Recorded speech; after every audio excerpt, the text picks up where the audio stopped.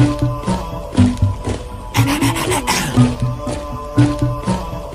yo, what? Playa T, that's me, Hollywood in the hood. Doing it really, really big. You see who I got right here with me? Backed by popular demand, baby, the author, Tito M. Bradley. What's up, Tito? Now, when you first came on, you had already done this book, We Got Issues. We didn't really get a chance to speak on it, but you were just coming with Bait and Switch. Right. A very good book, drama, suspense, twists and turns in it. My man, you know. everywhere on the cover. Yeah, that's Hakeem Sharif. Yeah, Hakeem Sharif. That was a great pick to put Hakeem on there. You know, this is a great thing. But right now, he's back, and he's got a new offering to the public, Blue Euphoria right here. All right. Yeah. How you love that? I love the cover and the color scheme and everything too. Man, Tito, you always come with the proppers, man. Yeah, I do my best to, The the color book schemes? covers. Yeah, the book cover. That's what get them. Okay, I'll hold on to him. That's okay. Because I want to reference him. Right, no problem. Yeah. Yeah, that's the hook out the gate. When people see the cover, they say, "Oh, catch their interest and right. Want to turn it over and see what it's all about." Now you got now. First of all, before I jump to the new book, how is Bait and Switch doing? Bait and Switch is great. Everybody still love it. It's funny. Like when I'm doing book signings and I'm selling the new books, people come up and say, "Hey, get his other book." People who've already read it. Wow. So they're telling people, "Oh, I read his last one. Get that one too." Good morning. Wow. Yeah. So they're showing up at the book signings, encouraging the people to go after your previous books. Right. How real is that? That tells you right there what you're dealing with in the author and Tito M. Bradley. People are not going to show up a second time at your book signing if they didn't like the first book, let alone tell somebody else about what they read. So that means, Tito is a hardworking man with great reads, And Tito, one thing we got to remind the people that your books are based, your characters and everything are based here in Cleveland. Right. The book storylines are based in Cleveland. The book storylines are based in Cleveland. The stories are fictional, but Okay. everything happens in Cleveland. So, but there are real places, people, things that I put in the book to bring the story to life. Now, why is that? Well, when I first started reading urban fiction, I think one of the first books I read was True to the Game or Dutch by Terry Woods. And I believe, if I remember correctly, they were based in New York. Okay. I didn't understand. I didn't know the streets, the places, I didn't understand any of that. Okay. So it was nice, but I didn't relate to it. Okay. So when I wrote my books, I wanted people to relate to Cleveland. Okay. And the people from Cleveland, when they read it, I wanted them to say, "I know that street. Yeah. I ate at that restaurant. I listened to that radio station. Yeah. I've been to that dog trainer." Yeah. So that's the reason I put real places, people, things in the story, even though it's a fictional story. Yeah. So if people even came to Cleveland, they would say, "Oh yeah, I've been to B&M's." Right. Yeah. Because he mentioned it in the book. Okay. You know what I'm saying? So those are real places. You know what I mean? So that's and it encouraged us when we see something in writing or see something in print. Yeah, we somebody. You know what I mean? Well, y'all here, it was just a story published. I want to say Cleveland.com. I could be wrong, but I just seen on the web not too long ago. The other day, it was a traveling writer that came to town, and while he was here, he wrote on what he seen, and he said he's seen a lot of people in different Cleveland shirts, and he was like, people are real proud of their city right now. Yes, sir. And he said he's seen them in all the sports fashions, the Browns, the Indians, the Cavs, and he's seen shirts with Cleveland against the world, and he was just so enamored by that. And for you to put in your books, places that people can relate to and everything, that's just huge, man. And Thanks. I guess that would lend to that type of thing. Absolutely. Do people come up to you at your book signing and recognize you for that? Hey, man, you talked a lot of stuff in your book that I can relate about, man. Well, absolutely. Even some of the people who are actually in the book, like when I took the book to B&M, the owner Greg, he was like so ecstatic. He was like, "Wow, he's seen his place." Did he buy one? He gave me something to eat for free. Okay. He Hold said, on. "Hey, Okay. give my Well, man you a know plate." what? That works. He can always go back Yeah. and get it, but to Yeah. give you something on that Hey. one, that was love. Hey, yeah, that's cool. And in the same book, I believe Reciprocation, I believe I put Mike Berry in it, the movie producer, Philly Wheaton is mentioned in the book, Rhonda Crowder. Okay. And all these people are playing themselves, so they're not characters. Okay. Rhonda was actually a reporter Okay. in the book. She's a reporter in real life. So she's a reporter in real life. hadn't you reached out to them beforehand? Absolutely. Or you I always just get did- everybody permission first. Okay. And then when I write it, I send them a copy of it so they can see, okay, is this okay? Yeah. You know, is this all right? Are you being portrayed properly? You know, we Yeah. got to do the paperwork to make sure it's Ain't right. nobody want to lean Right. on you for them ends. No. or nothing, Tito. But it's great promotion for everybody. Yes. You know, it's great promotion for everybody. So Yes. individuals who might not have known who Philly was, I mentioned his play that he was working on at the time. Yes. The play wasn't even out yet. Do you take pride in that? Not only that, I take pride in even knowing these people personally. Right. That I can call anybody that I mentioned on the phone and say, hey, is it okay if because behind the scenes, these individuals help me. Okay. You understand what In I'm like saying? what These ways? individuals. Can you give us a few examples? Oh, absolutely. In my first book, Rhonda was working at the Call and Post, and I sent it in, and she called me. I didn't know who she was. She said, hey, I want to do an interview and put you in the newspaper. So why wouldn't I put her in my book? Right. You understand what I'm saying? Right. So, she Rhonda, she was at the Call and Post at the time. she was right? at the Call and Post. Called she was a you up reporter. for an interview. Right. I'm at the gas station, and she just called and said, hey, I just read your book. I need you to come in. Right. And I'm in the inkwell, the section in So the Call you and didn't Post. forget that relationship. Absolutely and not. You figure you'll look out because she got a book too. Yeah, Riddles. Riddles. Phenomenal. I read it in 2 days. Wh- I read it in 2 days. How does an I read it author in 2 read a days. book? How does an I was author read a hooked. book in 2 days? I First read of it. all, you coming up with a book like every so often, so it's like you steady Hey. constantly thinking about your It own had me. ideas. It had me out the gate. And this is one of the things I do. I promote everybody I run into. Okay. You know, I wrote a review. I put it on Facebook. I told wrote a a story review of, for Rhonda's Riddles. book? Absolutely. Okay. Absolutely. But without a doubt. Why wouldn't I? She put me on out the gate, and I didn't even know who she was. And she had a phenomenal work. But what's crazy is someone read Reciprocation, and they thought it was her book. So they telling her like, "Hey, I read your book when you was a reporter." She was like, "No, that's Tito's book, but this is mine." So it was kind of like, people wasn't really understanding. Like, okay, well whose is who?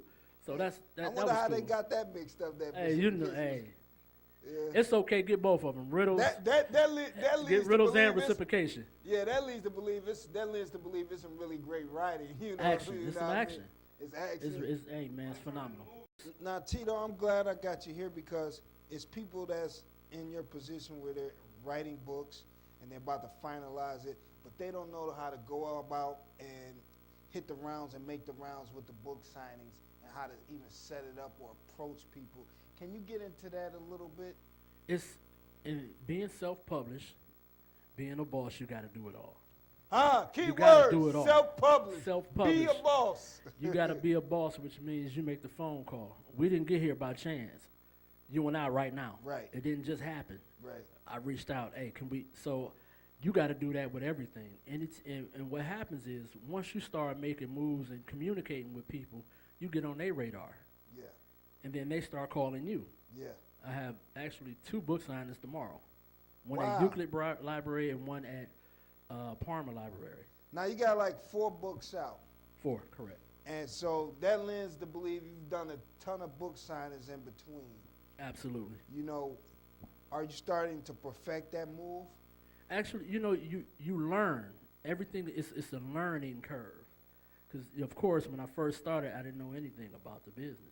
So How were you at your first book signing? I was nervous. Where you look like you signing everything, like tissue. Or somebody come with some tissue. Hold on, I'm about to sign that. and, I was so excited, and I didn't really know how to communicate with people because this is my first time doing it.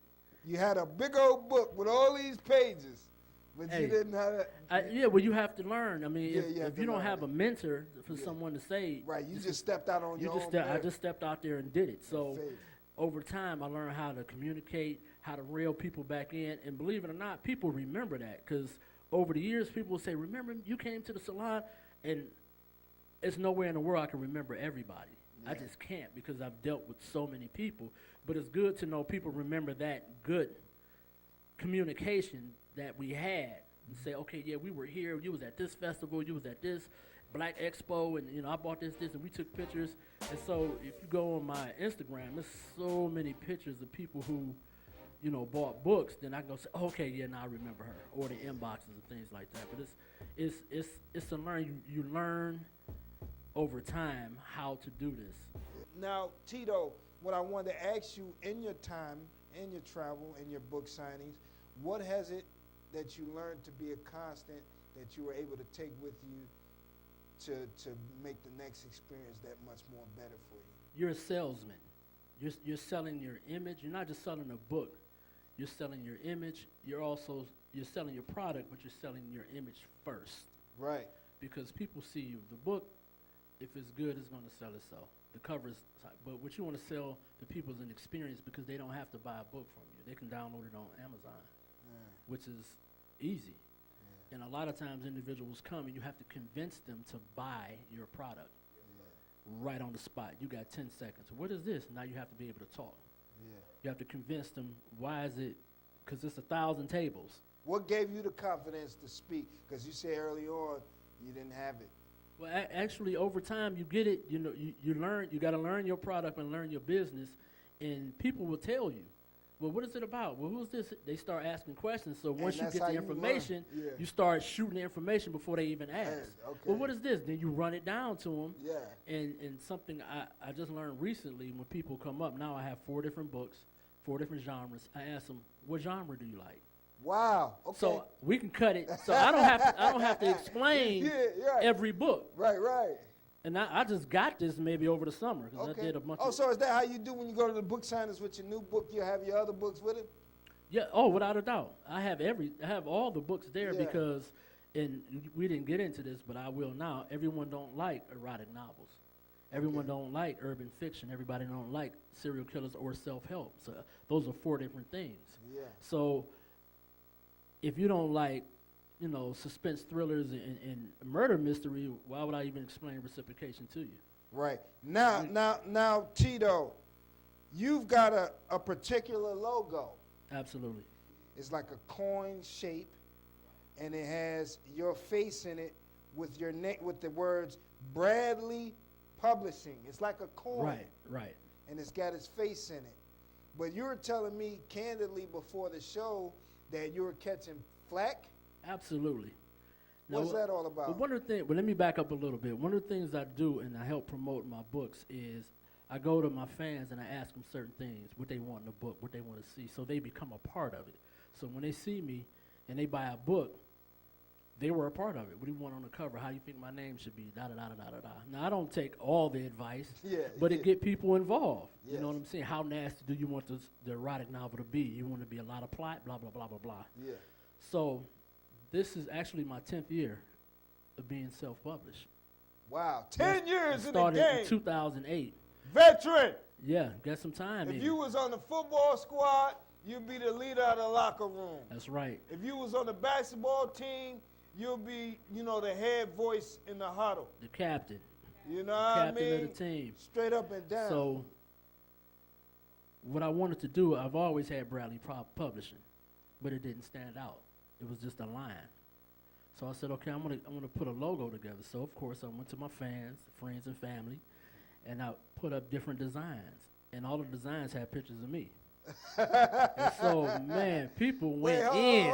Let me stop. All the designs had pictures of you. Yeah. How did you arrive at having a logo which should have something of you emblazoned in it? Okay. How did you even arrive at that? I did a little research, right? I researched logos, and I researched famous or important people, right? Aristotle, we all know what he looks like. How? They had paintings, they had sculptures, correct? Yeah. You can go to Mount Rushmore, what's up there?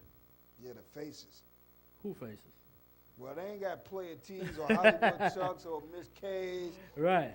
Or Big Buzz up there, but so I don't know they nothing got about people Mount Rushmore. They got people up there who did major things. Right. These people are dead and gone, but those pictures of those Faces. sculptures will be there forever. Yeah. Hundreds of years from now, people will say, "Hey, that's George Washington. That's Abraham." You understand what I'm saying? Yeah. So when I looked at the logos and I looked at Death Row, Bad Boy, Disturbing the Peace, and I looked at all these logos. Then I looked at book publishing logos. They were just books or a pen or a scribble line. Some of them were caricatures. Some of them were just, bottles and whatever. They represented what these individuals did, but not who they were. Okay. You understand what I'm saying? Yeah. And so what people didn't get was, you're a narcissist and you're vain. Even the guy who did it, I'm going to put him out there. Rob Frostbite. When I first gave him the idea, he was like, "Oh, okay, yeah, you handsome and all, but do you really want?" I said, "Yes, I do." Yes, I do. And I'm going to give you something, and this is going to step on some toes. And I explained it to the missus, and she understood it, but let me explain it fully. Okay. About a month or so ago, a particular athlete was picked up by a particular brand to be the face. Okay. Everybody was happy because this athlete wasn't getting chosen by any other teams, right? Okay. So now this athlete is the face of this brand. Everybody's like, "That's great," but it ain't his brand, Okay. right? Yeah. He's being used by this brand to sell a product. But when I put my face on my product, now it's a problem. Yeah. Oh, yeah, it's always, How is that a it's problem? always a problem when you look So, like me. so if I'm an athlete, you can put me on the Wheaties box. You put me on a T-shirt. Going anywhere. You can put me in it. But if I take my face and put my face on my product, now it's a problem. Now it's a problem. Now it's a huh? problem. That's Now a that great- ain't how it go. Yeah, nah. Talk about it. You ain't supposed to put your, now you vain. Well, why am I vain? It ain't supposed to be you. And who's on the box of the NBA Live? 2K. LeBron James. Is he vain? No, because they made him unvain. Yeah, but Who is that? why is he not Who is vain? that? Who is You that? understand what I'm saying? But when I put my logo on there, Everybody now, got a now problem. oh man, the whole world. But you know what? I didn't take no offense because I understand a lot of people don't understand the big picture. Now you got a new book, and we're gonna get into your book signing that you got coming up. But you got a new offering to the public, like I said at the onset of the show, Blue Euphoria. Yes. Now, can you get into the title and what they're saying and what that means? Okay, Blue Euphoria is for the character in the book a state of mind. It's what? A state of mind. A state of mind. It's like a euphoric dream state. Okay. All of a sudden, out the blue dream state. So the premise of the book is Joanne Milton, she's a new principal in the city of Cleveland at elementary school, and she's digging on a new math teacher. She's digging a new She's man. digging on him, right? Okay. Name is Desmond. But they have a no fraternizing rule, so they can't publicly in school, show any display of affection. Right. So her being a new principal, she want to remain professional. He digging on her, he want to remain professional, but neither one of them know. He's a math teacher. Neither one of them know what. They don't know the other one likes, they don't know, you know what I mean? Okay, They yeah. dreaming about each other. Okay. Well, Yeah. oh, okay. Yeah, like she like, I'm really digging this dude. Yeah. You know what I mean? And he like, I'm digging her. Right. But everybody around them are digging them, but they digging on each other. So the whole premise of the book is, are they going to Everybody eventually... around them are digging them Yeah, individually. he's a handsome teacher. She's a beautiful principal, and she's trying to remain professional. This is her first shot at, she's a Delta, in the book. So she's representing for her 22 pearls and whatnot. So, and he's trying to, look, I don't want to lose my job. I just got here. You know what I mean? Yeah. But she's nice. But everybody around them is getting it in. It's an erotic novel, and it's smoking hot, Joe. Oh, it's an erotic It's novel. an erotic novel, yeah. So they dream about each other, but everybody else, they ain't dreaming. They doing it for real. Okay, yeah.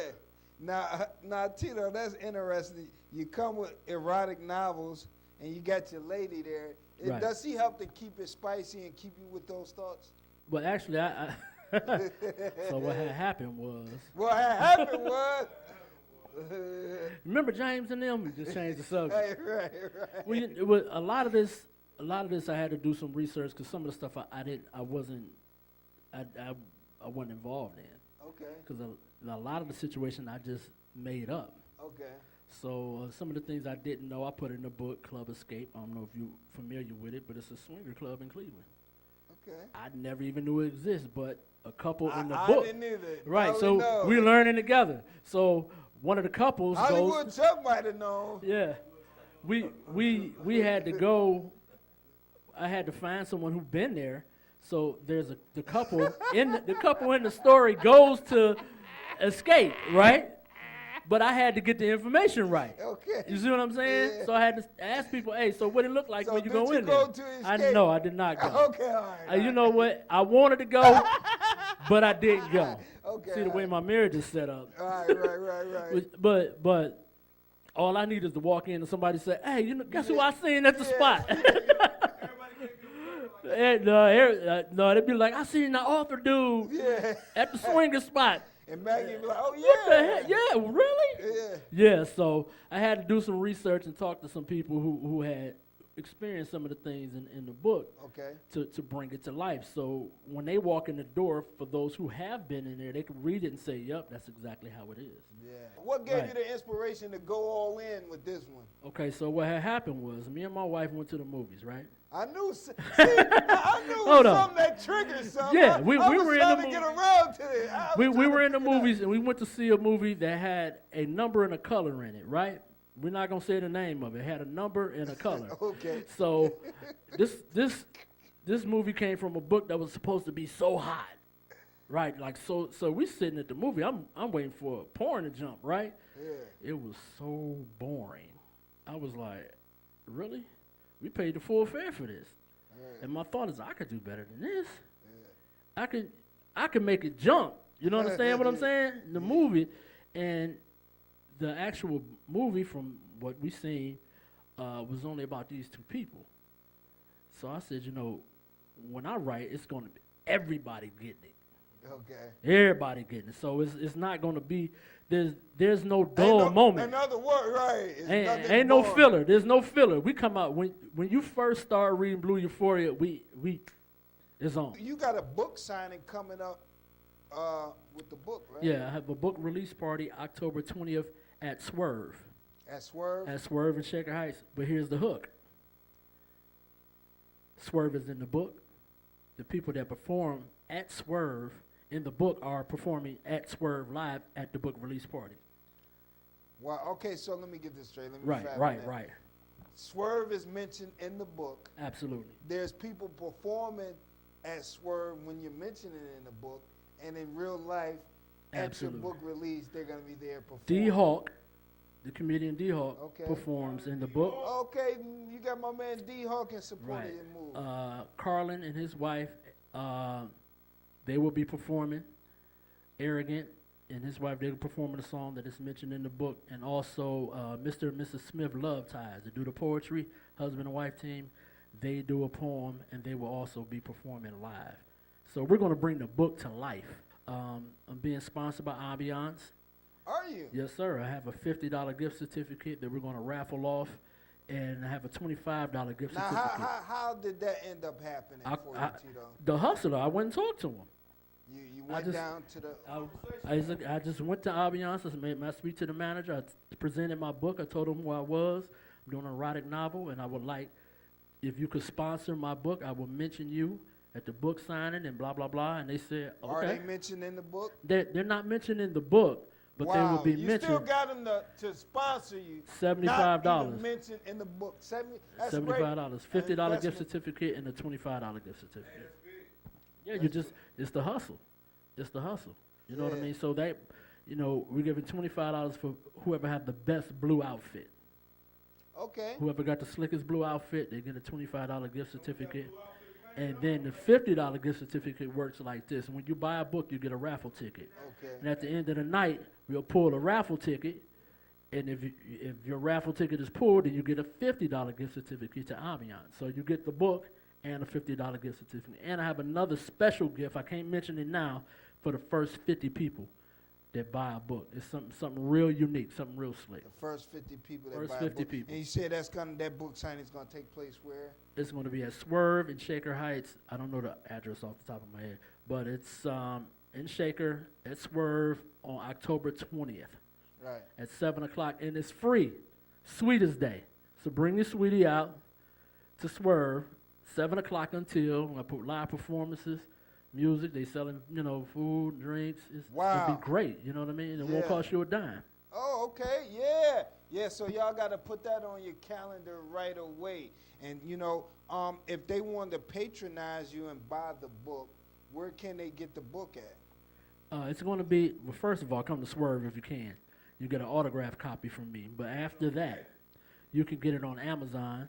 Definitely. It will be at Max Backs Books on Coventry and Half Price Books in Golden Gate Plaza. Right. And I'm always doing books. I post it on my Facebook page all around Cleveland. I say, hey, this is where I'm going to be. Every festival, every expo, every event, I'm there.